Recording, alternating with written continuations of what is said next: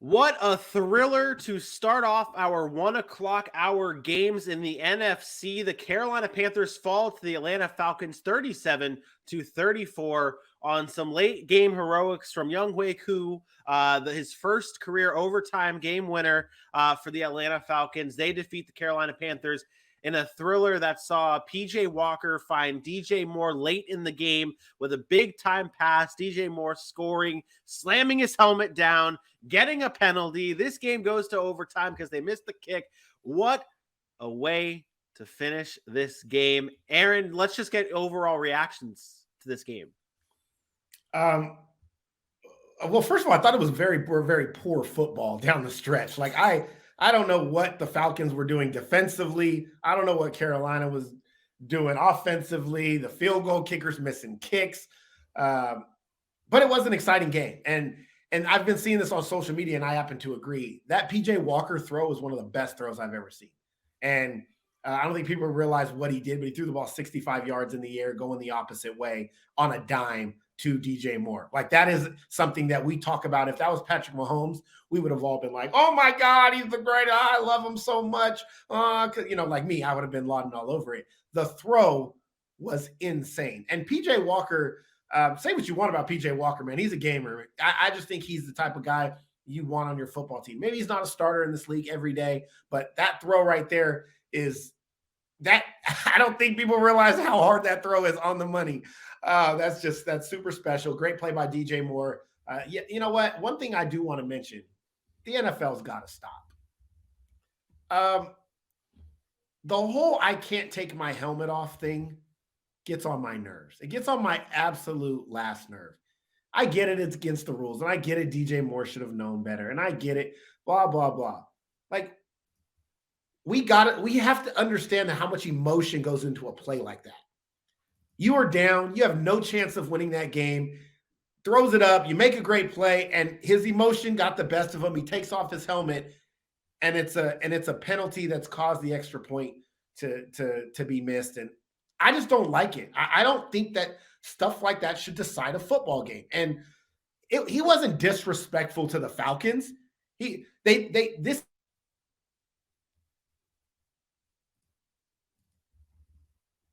is the NFL watching Emmitt Smith and growing up and watching Emmitt Smith. Every single touchdown that Emmitt Smith scored in his career, damn near, he took off his helmet. That was his thing. He took off his helmet, and he wanted to show, this is me. I'm Emmitt Smith. I'm running to my sideline. I'm taking off my helmet. Who cares? Like, what does that do for anybody? He didn't throw his helmet at the other team. He wasn't talking shit to the other team. He was just so excited he took off his helmet. And because of that, you push him back 15 yards, and it cost them the game. I get it. DJ Moore was in the wrong, and I'm not trying to make an excuse for him. He should have known the rules. He should have been better. And they missed another kick later that should have won the game. But the NFL has to be better than that, man. The NFL cannot let stuff like that decide games, and it did. And that's unfortunate for the Panthers. But shout out to the Falcons for staying in it and getting the win. Marcus Mariota staying in there. Kyle Pitts signing. I told everybody, relax, pump the brakes on Kyle Pitts. He'll be fine. They will find ways to get him involved as the season goes on. Yep. They're about to get Cordero Patterson back. That is going to be huge for that team. And another big-time win for Arthur Smith and the Falcons this season.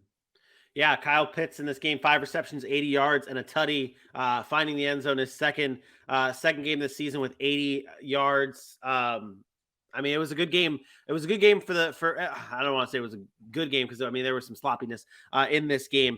But let's talk about the way this NFC South looks. Let's talk about the way this NFC South looks. Now, the Falcons lead the division, Bucks, Saints, Panthers, and last. But it's all tight. I mean, the Falcons 4-4, Bucks 3-5, Saints 3-5, Panthers 2-6. Can the Falcons hold on to this? Vinny, I know you hate when I do this. Who cares? Okay. The reason I say that is because there is no team that's in this division that's going anywhere. No team. Okay. The Bucks, the Falcons, the Panthers, the Saints, whoever wins that division will be making a first-round exit in the playoffs. It's like a consolation prize.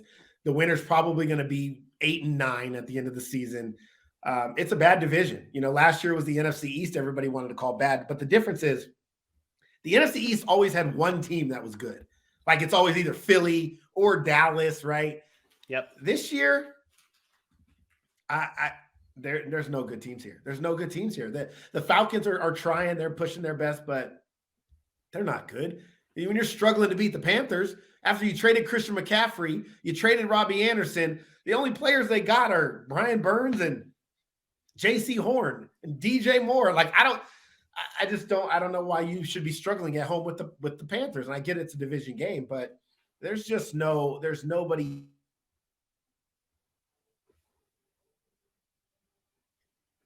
here. This kick right here, I was just like, are you serious? Like, and that right there just said, are you serious?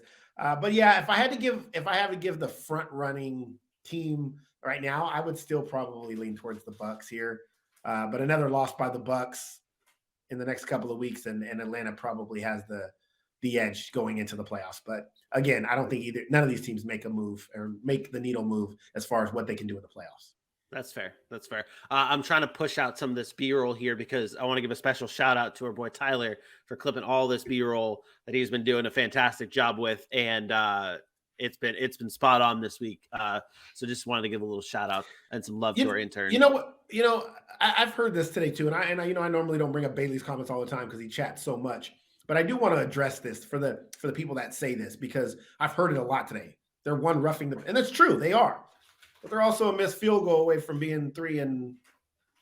There's right? I think it's funny. I think it's funny when people say stuff like that because if Carolina makes the kick twice, either one, they're 3-5, and we're having a different conversation today. So don't talk about what happened 2 weeks ago. They didn't get the call, and they still would have had to score a touchdown, which we don't know if they would have done against Tampa's defense.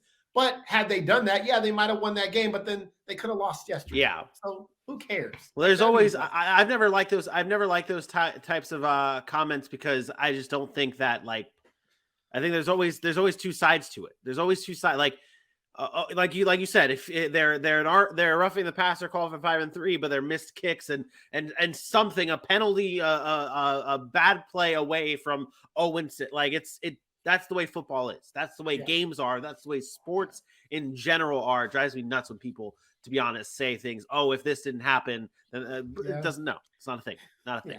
Yeah. The Falcons, though, defeat the Panthers 37-34 in overtime.